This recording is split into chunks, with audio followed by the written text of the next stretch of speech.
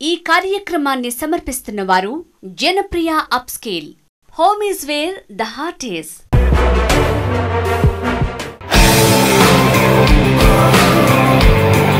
ఆహారం లేదా ఈ ఫుడ్ దీని పట్ల ఆసక్తి ఎలా కలిగింది? ఎప్పుడు ఎక్స్పీరియన్స్ అయితే దాంట్లో లేదు ఫుడ్ ఇండస్ట్రీలో, బట్ ఇంట్రెస్ట్ అయితే ట్రై చేయడంలో ఇంట్రెస్ట్ ఉంది. బిజినెస్ అనేసరికి అంటే రెస్టారెంట్ అనేసరికి మీకు ఆ ఆహార పదార్థాల యొక్క తయారీ వాటన్నిటి మీద కూడా మీకు కొంత అవగాహన ఉండాలి. F&B is more challenging and more entertaining in terms of risks and challenges. You have ఇండియాలో 4 అక్కడ 13 అనుకున్నప్పుడు what is the difference between India మార్కెట్కి బయట మార్కెట్కి అంటే యుఎస్ మార్కెట్కి తేడా ఏం గమనించారు? ఆపరేషన్లో somehow US is much easier. పనులు అవ్వటానికి కానివ్వండి, లైక్ ఇట్స్ ఆల్ సిస్టమేటిక్గా వెళ్ళిపోతూ ఉంటుంది.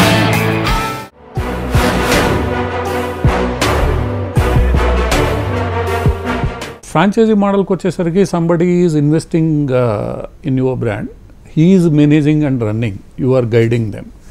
సో ఆ ఫ్రాంచైజీస్ ఎన్ని ఉన్నాయి అంటే how you are successful in that model? ఇండియాలో తీసుకున్న ఐరన్ హిల్ బ్రూవరీస్ ఉన్నాయి. So Iron Hill is all franchised model అది. సో అండ్ సక్సెస్ఫుల్లీ రన్నింగ్ అది. సో వీ స్టార్టెడ్ అది ఎప్పుడు 2018లో స్టార్ట్ చేసాం. 2017 డిసెంబర్ 28. సో టెక్నికల్గా 2018లో స్టార్ట్ చేసాం. సో 2018 నుంచి ఇప్పటిదాకా every outlet is running good.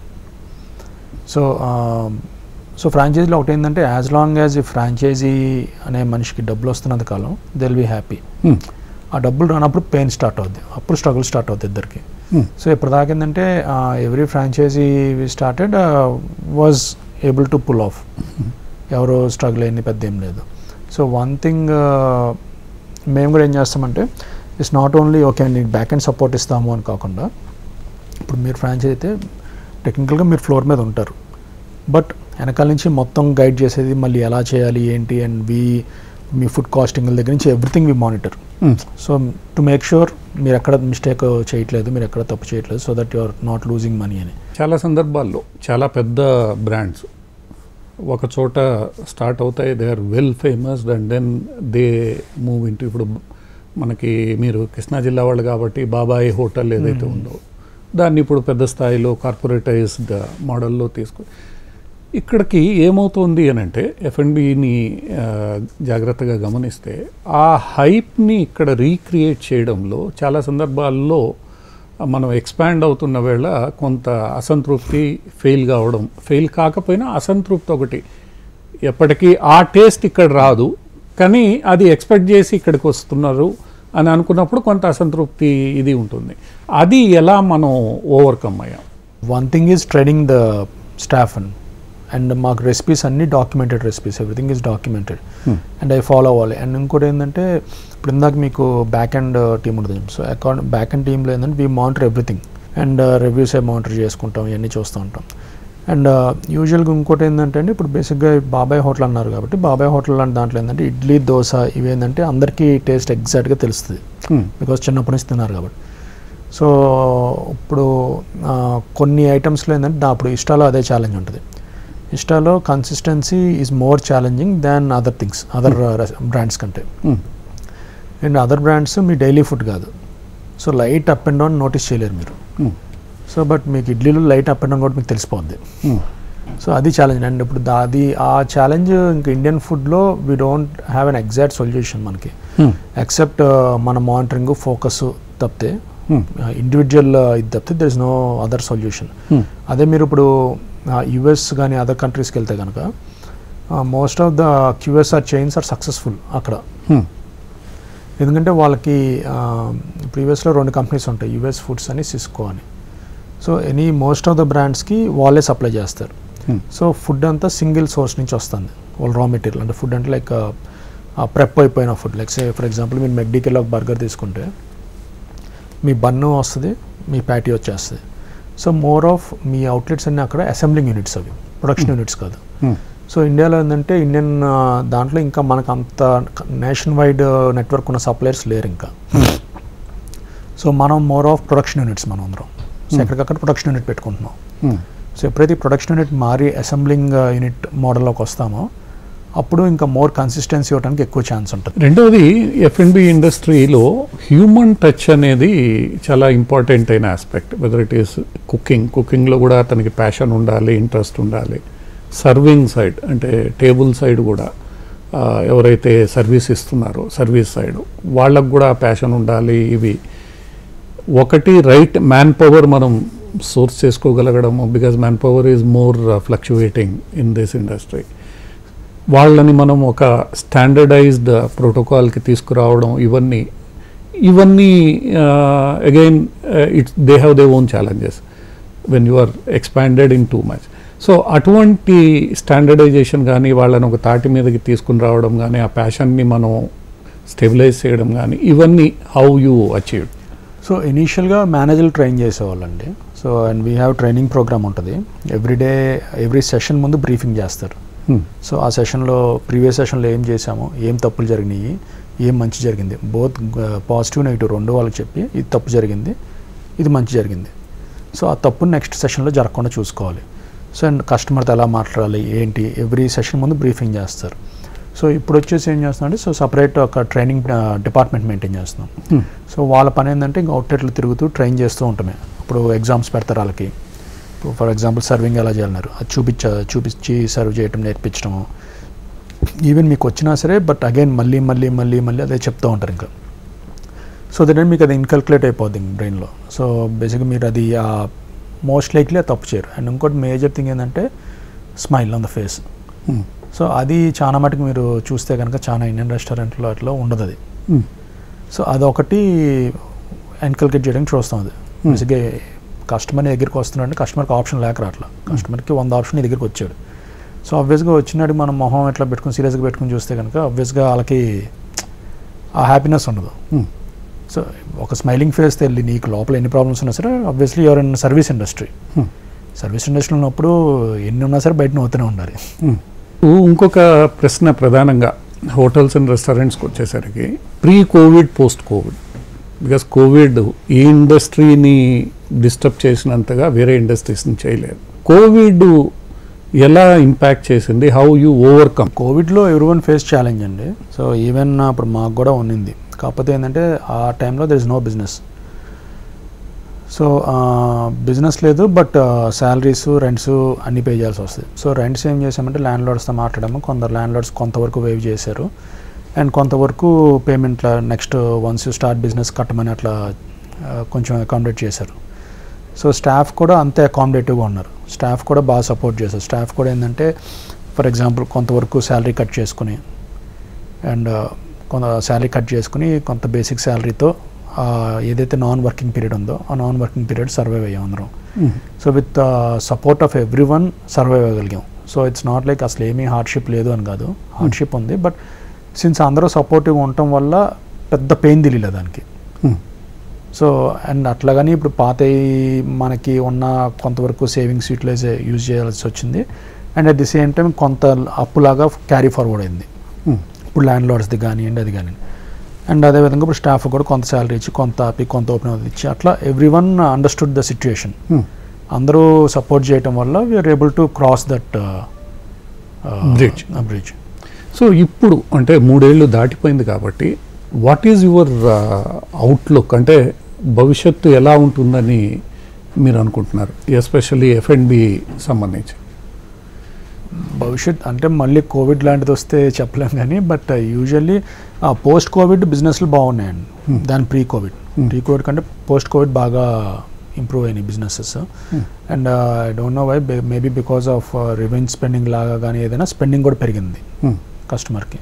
So spending పెరిగింది. So every one even hotel industry కానీ రెస్టారెంట్ ఇండస్ట్రీ కానీ every one is doing good. మీరు భవిష్యత్తు మీ ఎగ్జిస్టింగ్ బిజినెస్ని how you want to expand, move forward, what are the plans? Every brand we treat it as different business because every బ్రాండ్కి ఒక్కొక్క దాని philosophy దాని identity దానికి ఉంది, దాంట్లో ఇష్యూస్ దానికి ఉన్నాయి. So every brand we treat as a different business మాకు. So but ఏంటంటే బ్యాక్ అండ్ సపోర్ట్ సిస్టమ్ ఉంటుంది కాబట్టి and end of the day మనం చేసే పని ఒకటే. It's product food consumable product తయారు చేసి అమ్మటం. బట్ డిఫరెంట్ బ్రాండ్కి డిఫరెంట్ వేలో ఉంటుంది, డిఫరెంట్ ఇంగ్రీడియంట్స్ ఉంటాయి, డిఫరెంట్ ప్రొసీజర్ ఫాలో అవుతాం. సో ప్రస్తుతానికి అయితే as much as we can grow will grow, and maybe in future we might see to consolidate చేసి అన్నీ ఒక్క దీనికి తీసుకురావటము, or like as of now ఎలా ఉందో అలాగే గ్రో చేసుకుంటూ వెళ్ళి బ్రాండ్స్ని నెంబర్ ఆఫ్ అవుట్లెట్స్ని గ్రో చేయటం కానీ. సో యాజ్ ఆఫ్ నౌ అయితే గ్రోత్ మోడ్లో ఉందండి. కరెక్ట్గా ఇది ఎండ్ పాయింట్ అనేది అయితే we did not decide on the end point. Growth మీరు ఏదైతే విజువలైజ్ చేస్తున్నారో ఈ గ్రోత్కి మీరు బయట మార్కెట్ ఎక్కువగా చూస్తున్నారా లేదా ఇండియన్ మార్కెట్ ఎక్కువ చూస్తున్నారా? బోత్ మార్కెట్ సైమల్టేనియస్గా, అంటే అక్కడ ఉన్న బ్రాండ్ ఇక్కడ లేదని, ఇక్కడ ఉన్నది అక్కడ లేదండి. Everything is different. సో ఒక బ్రాండ్ని ఏ బ్రాండ్ గ్రోత్ ఆ బ్రాండ్కే చూసుకుంటాం. ఫర్ ఎగ్జాంపుల్ ఇప్పుడు గోదావరి ఉంది కదా అని చెప్పి ఇంకొక బ్రాండ్ని నెగ్లెక్ట్ చేయడం కానివ్వండి, లేదంటే ఆ బ్రాండ్ గ్రోత్ మీద ఫోకస్ చేయకపోవడం కానివ్వండి ఉండదు. So every brand is different. Rather than మీకు కంట్రీ వైజ్ కానీ లొకేషన్ వైజ్ కానీ అనుకునే కంటే బై బ్రాండ్ చూసుకుంటాం. So by brand every brand grow అవ్వాలి. సో అది గ్రో అయిపోతుంటే కనుక అది నాన్ పర్ఫార్మింగ్ అయిపోద్ది మనకి. సో అది యూజ్లెస్ అయిపోద్ది. సో ఎలాగైనా దాన్ని గ్రో చేయాలి. సో ఎవ్రీ బై కంట్రీ కాదు కానీ బై బ్రాండ్ ఎవ్రీ బ్రాండ్ని గ్రో చేయడానికి చూస్తాం. యుఎస్ ఇండియా గురించి ఎక్కువగా మాట్లాడుతున్నప్పుడు ఇప్పుడు కొత్తగా ఆయన అధ్యక్షులు ట్రంప్ గారు వచ్చారు. సో ఆయన వచ్చిన తర్వాత చాలా మార్పులు, అంటే ఇప్పుడు మనకి బేసిక్గా మ్యాన్ పవర్ విషయంలో కానీ వీటన్నిటిలో the rules and regulations are going to be strict. మనం ఇక్కడి నుంచి తీసుకెళ్ళడం కానీ చేయడం కానీ. So how you see? మీకు ఇండియాలో ఉన్నంత మ్యాన్ పవర్ యూఎస్లో యూజ్ చేయం. ఇప్పుడు ఫర్ ఎగ్జాంపుల్ ఇండియాలో మీకు ఒక కిచెన్లో మనకి అట్లీస్ట్ ఒక 30 to 40 పీపుల్ ఉంటారు కిచెన్లో. సో యూఎస్లో మ్యాక్సిమం ఒక 7 to 8 పీపుల్ ఉంటారు. 7 to 8 పీపుల్లో కూడా ఇండియన్స్ ఉండేది ఒక 4-5 ఉంటారు. మిగతా వాళ్ళందరూ సపోర్టింగ్. ఇప్పుడు మెక్సికన్స్ లోకల్ హైర్ చేసుకుంటాం. సో మీకు ఆ కుకింగ్ స్కిల్ అవసరం లేని చోట లోకల్ని హైర్ చేసుకుంటాం, లోకల్ పీపుల్ని. ఆ కుకింగ్ స్కిల్ రాదు కాబట్టి ఇండియన్స్ని హైర్ చేసుకోవాలి మనం, లేదంటే ఆబ్వియస్లీ ప్రొడక్ట్ చేయలేరు కాబట్టి. సో అండ్ అదర్ మీకు ఫ్రంట్ ఆపరేషన్స్ టీమ్ ఉంటుంది. సో దానికి everything most of the thing ఏంటంటే ఇప్పుడు బేసిక్గా మీకు ఎగ్జాక్ట్గా ఎఫెక్ట్ అవ్వలేమో అని అనలేము, ఎఫెక్ట్ ఉంటుంది. But at the same time ఏంటంటే ఇట్స్ నాట్ సంథింగ్ ఓకే దీనివల్ల మనం ఇబ్బంది పడిపోతాం, ఇది ఇట్స్ సంథింగ్ థ్రెటనింగ్ ఏం కాదు. సో ఇష్యూ అయితే ఉంటుంది. సో మేబీ గ్రోత్ వేలో కొంచెం స్లో అవ్వచ్చు ఇండియన్ రెస్టారెంట్స్ వరకు. బట్ మనం we not only focused on Indian, multi డైమెన్షనల్గా ఉన్నాము. ఇప్పుడు టర్కిష్ ఉన్నాము, పిజ్జాస్ ఉన్నాయి, అమెరికన్ ఉన్నాయి, కొరియన్ ఉన్నాయి. సో వేరే అట్లా ఉన్నాం కాబట్టి. But Indian growth might slow because of non availability of skilled labour. So లీగల్గా తీసుకుపోవడానికి ఇబ్బందులు ఏమి ఉండవు కదా? లీగల్గా తీసుకెళ్ళడానికి కూడా ఇబ్బందులు ఉంటాయి. అంటే వాళ్ళకి ట్రాక్ రికార్డ్ ఎస్టాబ్లిష్ చేయాలి. ఇక్కడ బేసిక్గా మీకు ఒక స్టార్ హోటల్లో పనిచేసి కొంచెం నోన్ షెఫ్ లాగా కొంచెం పేరున్న వాళ్ళైతే ఈజీ వీసా తెచ్చుకోవడం. అదే కనుక మీరు ఒక లోకల్ రెస్టారెంట్లో పనిచేస్తున్నారు, మీకు స్కిల్ బాగుంది, మీరు బాగా చేయగలరు, బట్ స్టిల్ మీకు track record on paper track record ఎక్కువ ఉండదు, మీకు క్రెడిబిలిటీ. సో ఇప్పుడు ఎంబసీకి వెళ్ళినప్పుడు మీరు వీసాకి వెళ్ళినప్పుడు వాళ్ళు చూసేది పేపర్ యాడ్. సో ఈ డజన్ నో మీరు ఎవరో తెలియదు, మీరు ఎక్కడ మీ స్కిల్ ఏం తెలియదు వాళ్ళకి. సో మీ పేపరే మీ స్కిల్ చెప్పింది. So you won't see much of the problem. And ఇంకోటి మాకేంటంటే సిన్స్ యూఎస్ అండ్ ఇండియా 2 చోట్ల ఆపరేషన్స్ ఉన్నాయి కాబట్టి ఇప్పుడు ఇక్కడ ఉన్న కంపెనీ నుంచి అక్కడ ఉన్న కంపెనీకి ఇంటర్నల్గా మేము పంపించుకోవచ్చు. సో అది కూడా చేసుకోవచ్చు. So different forms of immigrations ఉన్నాయి. H1B ఒకటే కాకుండా ఇంకా వేరే ఉన్నాయి. O1 అని వేరే వీసాస్ ఉన్నాయి. సో వేరే ఇంట్రా కంపెనీ ట్రాన్స్ఫర్స్ అలా చేసుకోవచ్చు. సో చేసుకుని మనకు ఆ స్కిల్ లేబర్ వరకు we can support from through legal immigration. So ఈ 10 ఏళ్ల జర్నీ, అంతకుముందు జర్నీ డిఫరెంట్, ఈ 10 ఏళ్ల జర్నీ ఏదైతే ఉందో దీన్ని మీరు ఎలా చూస్తారు? ఈ 10 ఏళ్ళు both at professional space, personal space, how this entire journey is for you? Professional space పరంగా బాగుందండి. పర్సనల్ స్పేస్ పరంగా ఆబ్వియస్గా ఎక్కువ టైం ఉండదు. సో ఇంట్లో స్పెండ్ చేసే టైం తక్కువ ఉంటుంది మీకు. అండ్ బట్ మీకు ఏంటంటే ఆ గ్రోత్ ప్రొఫెషనల్ పరంగా బాగుంది. బట్ పర్సనల్ పరంగా మీకు ఎక్కువ టైం స్పెండ్ చేసే ఇది ఉండదు ఇంట్లో. So that's one thing which will be losing, very important thing which will be losing. ప్రొఫెషనల్గా విల్ బి అంటే యూ హ్యావ్ టు అంటే ఫ్యామిలీ మీ అంటే ఫ్యామిలీ ఎంతమంది ఉంటారు, ఎలా, how they supported you? So మా హైదరాబాద్ మెయిన్ మా వైఫ్, 2 డాటర్స్ అండి. సో ఇక్కడ ఉంటాము. సో అండ్ మా పేరెంట్స్ విజయవాడలో ఉంటారు. So family was supportive. బేసిక్గా సపోర్టివ్గా లేకపోతే మనం తిరగలేము. So how your family, kids especially, they supported you? Kids especially అంటే బయటకి ఇప్పుడు ఊరు వెళ్తున్నానంటే వాళ్ళకి ఉంటుంది, అడుగుతారు వెళ్ళొద్దు అని. But end of the day లేదమ్మా వెళ్ళాలి అంటే కనుక they understand and they say okay. And అప్పటి నుంచి ఎప్పుడు వస్తామని మొదలు పెడతారు. సో అండ్ సో డేట్ అంటే సో అండ్ సో అంటే కాదు ఇప్పుడే వచ్చేయాలి, సరే వస్తాను, బట్ వాళ్ళకి తెలిసి రావని. సో ఓవరాల్గా మనం చూసుకున్నప్పుడు this entire journey of an entrepreneur rather than an employee, how satisfactory it is for you? ఒక ఎంప్లాయీగా స్టార్ట్ అయ్యి now I'm able to employee around 2,000 to 3,000 people. So that gives you more satisfaction. అంతమంది employee చేస్తుంటే మీ business grow అయ్యి ఉంటుంది, మీ customer base grow అంటే అన్నీ ఉంటాయి. But majority of main thing is your providing employment to so many people. So that's the livelihood your providing for so many people. And దానివల్ల indirect employment కూడా పెరిగిద్ది. Like say for example ఆ మనుషులు బయట purchase చేయడం indirect employment ఉంటుంది.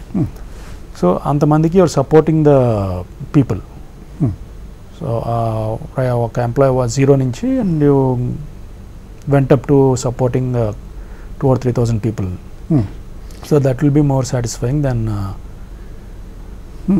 Then your revenues or other things. కొత్తగా ఎవరైనా ఈ స్పేస్లోకి రావాలి లేదా బిజినెస్ స్టార్ట్ చేయాలి, ఎంటర్ప్రీనర్ కావాలనుకున్నప్పుడు వాళ్ళకి మీ జర్నీ ఆధారంగా what would you like to guide them? So మీరు F&B ఇండస్ట్రీ చూస్తే కనుక F&B ఇండస్ట్రీలో బిజినెస్గా చేద్దాం అనుకుని వచ్చేవాళ్ళు కొంచెం తక్కువ మంది ఉంటారండి. F&B ఇండస్ట్రీ ఏంటంటే మూవీస్ వాటిల తర్వాత నెక్స్ట్ గ్లామర్ బిజినెస్ కింద చూస్తారు దీన్ని. సో దీంట్లో ఏంటంటే చాలా మంది ఆ ఫేమ్ కోసం షార్ట్ టర్మ్లో ఫేమ్ వస్తుందని అట్లా వచ్చేవాళ్ళు చాలామంది ఉంటారు. సో మెయిన్ ఫోకస్ బిజినెస్ మీద లేకుండా వేరే పర్పస్తో వస్తే కనుక ఇది వర్కౌట్ అవ్వదు. Your purpose should be business and other it's business. ఇది మనం చేసేది. మీరు ఒక షాప్ పెట్టండి, రెస్టారెంట్ పెట్టండి, ఒక ఫ్యాక్టరీ పెట్టండి, ఏదైనా సరే బిజినెస్లా చూస్తే అది నడుస్తుంది. బిజినెస్లా చూడకుండా వేరే పర్పస్తో చూస్తే కనుక అది నడవదు. సో బట్ మేజర్ ప్రాబ్లం మీకు ఇప్పుడు చాలా అవుట్లెట్స్, చాలా రెస్టారెంట్స్ లాంటివి వచ్చి వెళ్ళిపోయి చాలా ఉంటాయి. సో మోస్ట్ ఆఫ్ దెమ్ అన్నీ కాదు కానీ most of them will be issue with the focus. Some of them at least focus issues carry away అయిపోయి ఓకే నాకు అది తెలిసి వాళ్ళు తెలిసి క్యారీ అవే అయిపోవటం అట్లాంటి ఇష్యూస్ వల్ల యువర్ ఫోకస్ మీది పెట్టాల్సిన ఫోకస్ పెట్టక బిజినెస్ మీద. సో ఆ ఫోకస్ డైవర్షన్ వచ్చినప్పుడు అది ఎనీ బిజినెస్కి రిస్క్, బట్ F&Bలో మోర్ ఎక్కువ. యాజ్ అన్ ఎంటర్ప్రూనర్ ఒకటి F&B, as a person in F&B industry, as an individual entrepreneur business చేస్తున్నప్పుడు మీరే కస్టమర్ కింద ఆలోచించుకుంటే బెటర్ అంటాను. సో ఇప్పుడు మేము మెనూ చేస్తూ ఉంటాం. మెనూ చేస్తున్నప్పుడు ఏంటంటే దానికి స్కేప్ గోట్ నేనే, అన్నీ నేనే తిని నేనే ఏది బాగుంది నేను మెనూ చేసుకుంటాను. సో చేస్తున్నప్పుడు బేసిక్ నేనే ఇప్పుడు షెఫ్కి నాకు తేడా ఉంటుంది. అంటే షెఫ్కి చేసిన వంట అన్నీ బాగుంటాయి. సో నేను ఆలోచిస్తాను అంటే కస్టమర్ లాగా ఆలోచించుకుంటా. నేను కస్టమర్ని, నేను దీనికి ఎంత డబ్బులు పెట్టి కొంటానా, ఆర్ తింటే నాకు సాటిస్ఫాక్షన్ ఉందా, నేను దీనికోసం మళ్ళీ వస్తానా. సో ఆ కస్టమర్ పాయింట్ ఆఫ్ వ్యూలో నుంచి ఆలోచించినప్పుడు మీకు కనపడిన తప్పులు కనపడతాయి. అదే మీరు బిజినెస్ సైడ్ ఇటు side other side of the table నుంచి ఆలోచిస్తే కనుక చాలా మటుకు మీకు మాస్క్ అయిపోద్ది, మీకు కనపడవు. ఓకే బాగుంది బాగా చేసాం కదా అనుకుంటాం. సో కస్టమర్ కింద వచ్చి కూర్చుని ఓకే అప్పుడు నేను వచ్చాను నాకు సర్వీస్ బాగాలేదు ఇట్లా. సో ఆ కస్టమర్ పాయింట్ ఆఫ్ వ్యూ నుంచి ఆలోచిస్తే కనుక నాకు తెలిసి ఏ బిజినెస్ అయినా బాగానే ఉంటుంది, any entrepreneur. So any entrepreneur has to think himself. నేను ఎవరికైతే ఇస్తున్నానో అతను ఎలా ఆలోచిస్తున్నాడని ఆలోచించుకోగలిగితే నేనైతే కొంటానా, ఇది ఐఎమ్ ద కస్టమర్, నేను డబ్బులు పెట్టి కొంటానా, కొంటే నాకు నచ్చుతుందా. సో మనమే ఆ కస్టమర్ కింద ఆలోచించుకుంటే కన్జ్యూమర్ కింద అది more better way of doing business అనుకుంటాను నేను. చివరిగా అండి కొంచెం for any businessmen tricky issues ఒకటి ఇంట్లో నుంచి మొదలవుతాయి. We have to get the acceptance and then with the friends, with the investors, ఇదంతా ఒక ఎత్తైతే ఈ గవర్నమెంట్ని కన్విన్స్ చేయడం, ఇందాక మీరు అన్నారు బ్యాంకర్స్ని కన్విన్స్ చేయడము, ఏజెన్సీస్ని కన్విన్స్ చేయడము, లైసెన్సెస్ తీసుకోవడము, ఇది ఒక మేజర్ ఇష్యూ ఎనీ ఎంటర్ప్రినర్కి, అది whatever may be the business. ఈ రోజుల్లో మనం ఇంకా కంప్లయన్స్ బర్డను వీటన్నిటి గురించి యాజ్ అన్ ఎంటర్ప్రినర్గా మాట్లాడుతున్నాం. ఇవి హౌ అంటే ఈ బిజినెస్ మీరు నడిపేటప్పుడు you are working in 2 different continents, నడిపేటప్పుడు how you overcome all these things? అంటే వన్స్ ఇనీషియల్గా సెటప్ చేసేటప్పుడు ఛాలెంజెస్ ఉంటాయండి. సో ఒకటేంటంటే మేజర్ ఛాలెంజ్ వచ్చేసి లిక్కర్ లైసెన్స్లే ఛాలెంజ్ ఉంటాయి. అదర్ దాన్ లిక్కర్ కాకుండా నాన్ లిక్కర్ ప్లేసెస్కి నార్మల్ ప్రాసెస్ అది. ఆ లిటిల్ బిట్ స్ట్రగుల్ అనేది ఇంకా అందరికీ ఉంటుంది ప్రాసెస్లో. So for example non liquor place అయితే కనుక మీకు ఒక రెస్టారెంట్ అనుకోండి, ఫుడ్ లైసెన్స్ ఉంటుంది, ఎన్ఓసి కావాలి, కన్స్ట్రక్షన్ పర్మిషన్కి ఫైర్ పర్మిట్లు కావాలి, ఇవి కావాలి.